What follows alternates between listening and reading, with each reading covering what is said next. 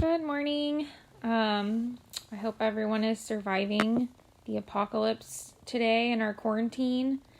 If you listen really closely to this video, you might hear my husband talking on the phone.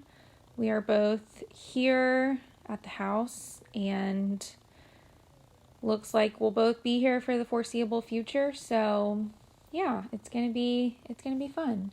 But Carly asked me a question about the homework, and she asked about number 3 and number 7, which those are really good questions because that's something that we haven't really talked about explicitly. We've just discussed when to do a t-test versus when to do a z-test.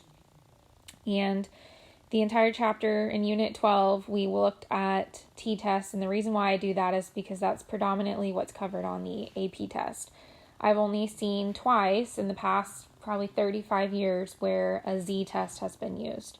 So I want to look at the differences, and we can just compare number 3 and number 4, because number 4 is a t and number 3 is a z, where they're both using means. So number 3 and 4 both have to do with means. The other type of z-test that we learned was with proportions. So that was a one prop z-test. So if I were to kind of make a chart here, you've got proportions and then you have means.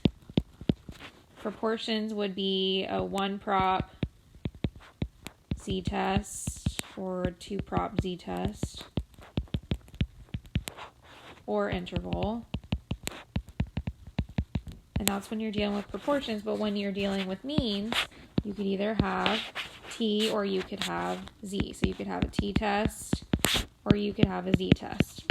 And this is very, very, very, very, very rare. It never happens. I mean, it has happened twice on the AP test, so that's why we just don't talk about it a lot. But the difference between the two is when your population standard deviation is known or unknown. So sigma is unknown here, meaning S, your sample standard deviation, is known. But in a z-test, sigma is known, or it's told. And so let's look at 3 and 4 and compare.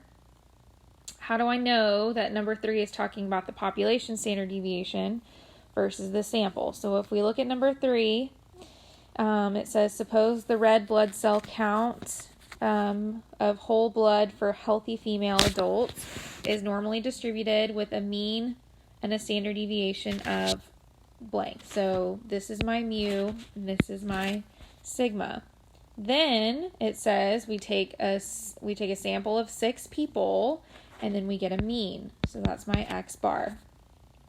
And then it says what's the 95% confidence interval. So from there, then I would know that this is a z-test because my population standard deviation is given. So I know that it's population because it goes with the population mean. Like they are in the same sentence. If we look at number 4, it gives me, so it says the Wall Street Journal stated that the cost to repair a vacuum cleaner was $54. Okay, that's my mean. Then it goes on to say a random sample gives me a mean, x bar, standard deviation, s. So it really just depends on where the standard deviation is located. Like which sentence is it with? Is it with the sample or is it with the population? So in this case, number 4, it's with the sample, and number 3, it's with the population. So I'm going to essentially be doing the same thing, but with number 3, I'm using a z interval, and with number 4, I'm using t. So t versus t. The way you type in the data, though, is exactly the same. So let's jump down to number 7, because that was the other instance in which the z-test was showed up. And so here it says, statistics can help decide the authorship of literary works. Sonnets by an Elizabethan poet are known to contain an average of 6.9. So that would be a mu. and assume the distribution is normally distributed with a standard deviation of 2.7. That would be a sigma. Then it says we took a sample of 5 sonnets, and that gave us an average of 8.2. So that's an X bar. And that is why we would need to use a Z test instead of T, because sigma is given. If we jump down to number 8, and it really does help, like you see what I'm doing, I'm labeling all of the symbols of the numbers that they give me.